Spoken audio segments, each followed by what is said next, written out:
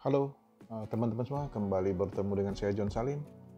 Saya menginap 2 malam di kota Medellin ya, atau Medellin dalam bahasa Spanyolnya ya.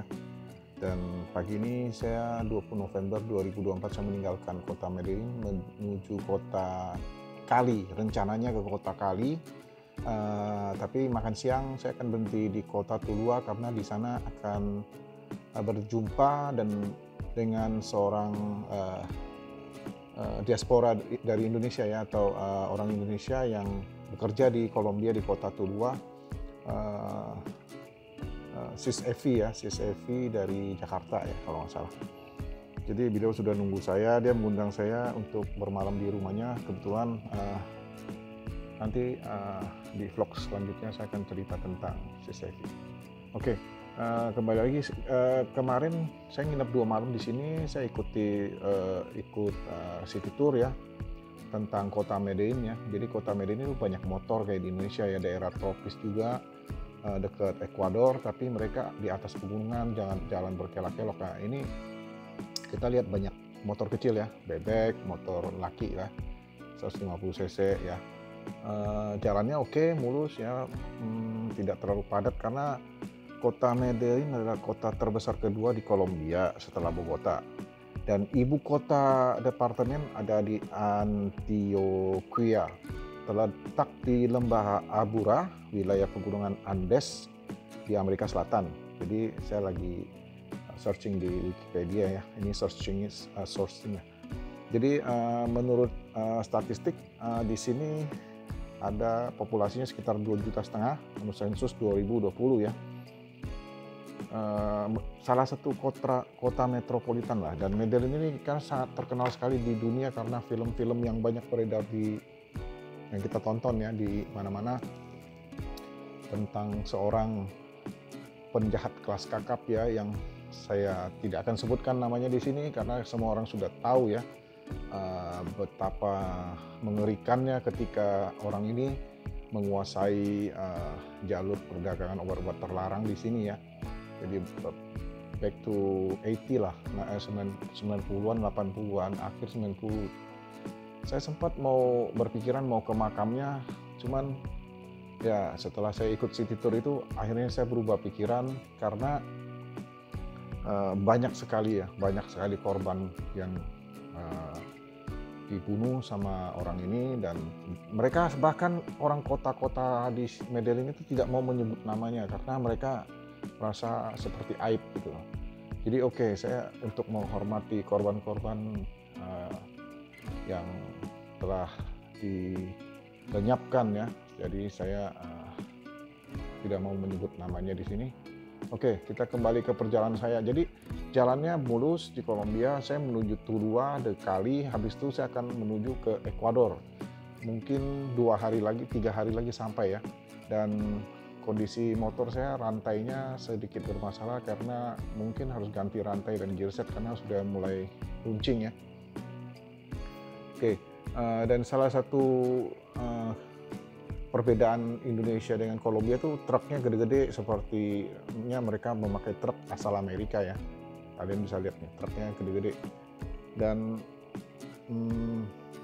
jalan antar provinsi menurut saya sih oke sih, cuman dia banyakkan ya, kalau udah nanjak pegunungan gini kalau ketemu truk itu wah, ngelewatinnya PR juga ini, benar. Jadi kalau kita sambil ngevlog, sambil ngomong, sambil ngelewatin truk yang panjangnya kayak begini, tarikan lagi narik beban berat begitu ya, mungkin agak riskan juga ya, tikungan-tikungan begini ya. Jadi saya berusaha untuk konsentrasi dan hanya merekam tanpa memikirkan apa yang harus saya omongkan di vlog ini, dan vlog ini saya dubbing. Dan ini video ini udah tertunda hampir 9 bulan lah. Setelah saya kembali ke rumah, sekarang saya baru ada waktu untuk mengedit lagi. Jadi ya saya nggak bisa terus-menerus fokus dengan edit, upload video.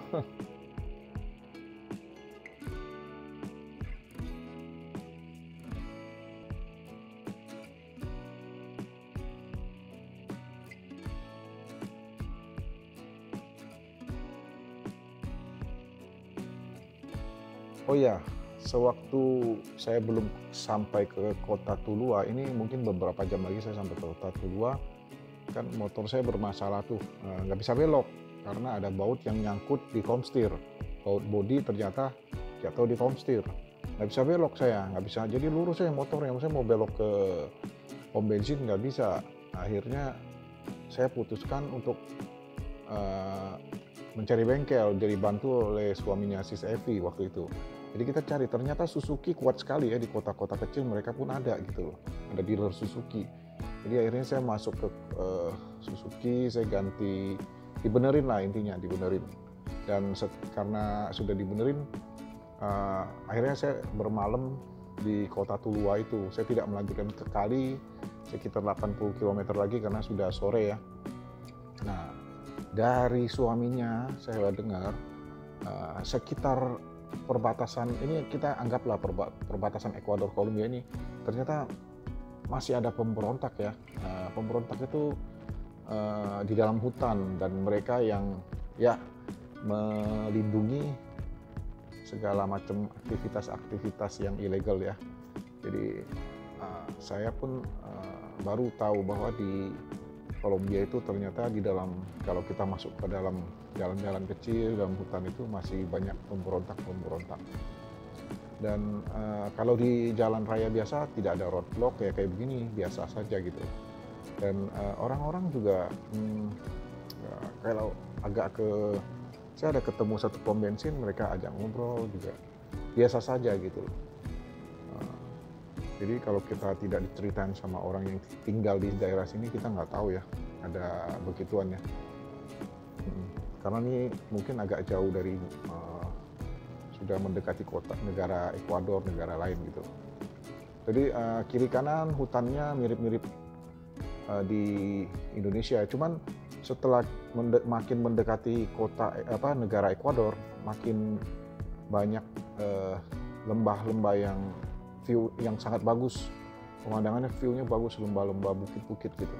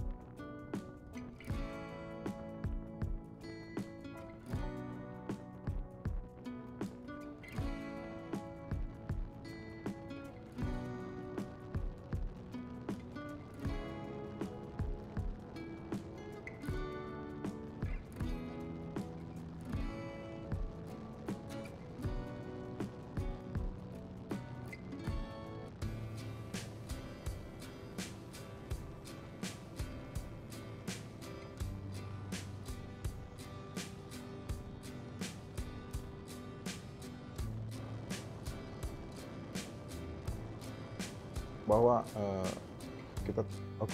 kita tahu bahwa negara Kolombia ini merupakan negara yang sangat jauh ya dari Indonesia ya. Tapi Indonesia dan Kolombia mempunyai hubungan diplomatik yang sangat bagus. Kita tidak perlu visa untuk masuk ke Kolombia. Bahkan Malaysia pun perlu visa ya, negara Malaysia. Kita tidak perlu visa untuk ke Kolombia.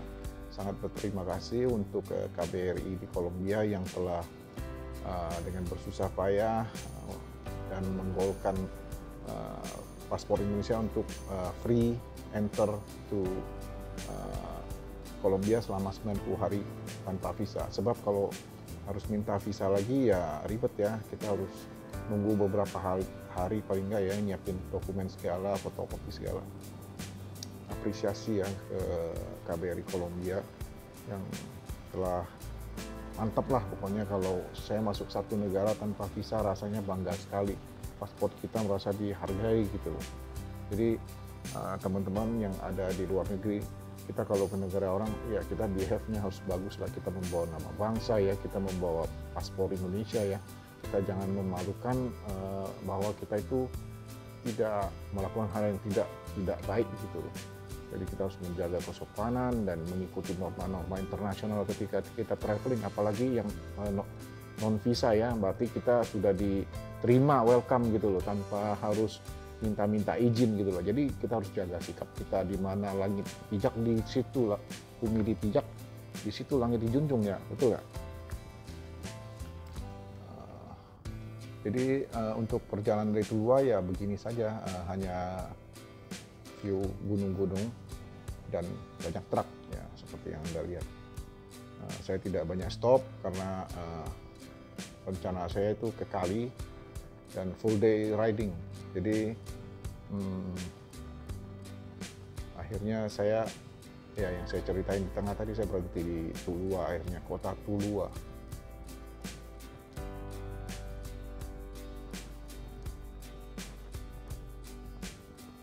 Saya tadi ada lihat sedikit kecelakaan, sepertinya ada laka lantas ya. Oke teman-teman semua, terima kasih ya sudah menyaksikan tayangan kali ini dan semoga menghibur ya. Dan untuk teman-teman semua jangan lupa di like, subscribe ya, biar lebih semangat saya. Thank you.